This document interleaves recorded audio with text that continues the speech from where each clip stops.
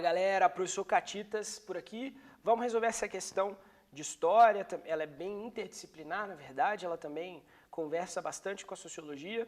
Então vamos para a questão. Para mim ela é a questão 71, para você pode ser um número diferente dependendo da prova que você tá pegando, né? Aqui no caderno amarelo, questão 71. Então, em relação ao conhecimento sobre a formação cultural brasileira, iniciativas como a descrita no texto favorecem. Bom, vamos primeiro entender qual é essa iniciativa, certo? Para a gente poder responder melhor. Então, qual é essa iniciativa? E em relação ao conhecimento sobre a formação cultural brasileira. Então, não necessariamente ele parte aqui do princípio do conhecimento sobre a formação cultural brasileira. Portanto, não necessariamente algo que está explícito no texto. A gente pode utilizar o nosso conteúdo também para responder essa questão. Então, vamos nessa. Superar. Quer dizer, a resposta da questão não decorre necessariamente do texto nesse sentido, né? Então, vamos para 71. Superar a história da escravidão como principal marca da trajetória do negro no país tem sido uma tônica daqueles que se dedicam a pesquisar as heranças de origem afro à cultura brasileira. Portanto, a gente percebe uma tese aqui, um argumento no texto, no sentido de que superar a escravidão como principal marca da trajetória do negro no país, ou seja, a gente não precisa, o texto, enfim, ele está mostrando para a gente que existe uma tentativa de se deslocar a história do negro no Brasil unicamente sob a perspectiva da escravidão.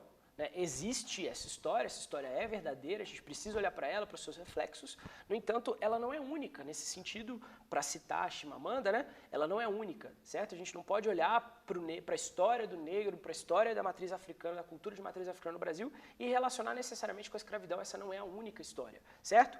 A esse esforço de reconstrução da própria história do país, alia-se agora a criação da plataforma digital Ancestralidades. Então ele está mencionando uma plataforma digital que, portanto, se alia a essa criação, né, de uma reconstrução histórica, de uma mudança de lente, tá certo? Para a gente enxergar a história do negro no Brasil. A história do negro no Brasil vai continuar sendo contada e cada passo que a gente dá para trás é um passo que a gente avança, ou seja, de fato em conhecer. Isso aqui é uma construção bonita, uma construção que fala no sentido de que cada passo que a gente investiga o nosso passado é um passo que a gente avança nesse sentido de conhecer de fato as múltiplas histórias ligadas ao passado do negro no Brasil, né, que é o foco da questão. Diz Márcio Black, idealizador da plataforma, sobre o estudo de figuras ainda encobertas pela perspectiva histórica imposta pelos colonizadores da América. Então ele menciona aqui uma perspectiva histórica imposta pelo colonizador. Quem é esse colonizador? O português, o europeu, certo? Então existe uma perspectiva, existe uma lente, existe uma forma de enxergar que é essa forma eurocêntrica, essa forma que vem a partir da lente, da forma como o colonizador europeu enxerga o negro no Brasil, é a partir dessa noção da escravidão. Então, com essa perspectiva colonial, que é, portanto, o que está se tentando desconstruir, certo?